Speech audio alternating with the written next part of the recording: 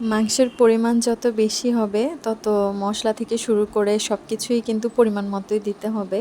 তো মাংস তো সবাই কম বেশি রান্না করতে পারে, আমিও পারি। কিন্তু পরিমাণ যখন অনেক বেশি তখন কিন্তু আসলে বুঝতে পারি না যে কোন মশলাটা কতটুকু পরিমাণ দিতে হবে।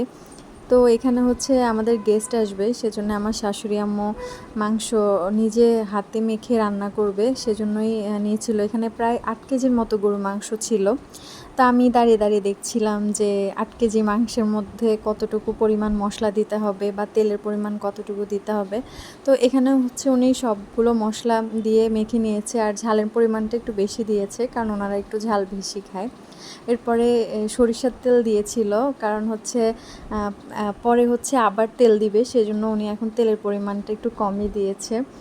এরপরে হচ্ছে বাটা মশলাগুলো দিয়েছিল, এখানে হচ্ছে রসুন, আদা, তারপর পেঁয়াজ সবগুলো বাটা মশলা দিয়ে তারপর উনি হচ্ছে মেখে নিচ্ছিল। এই তো মাংস রান্না আমাদের হয়ে গিয়েছে, খুবই মজা হয়েছিল রান্নাটা।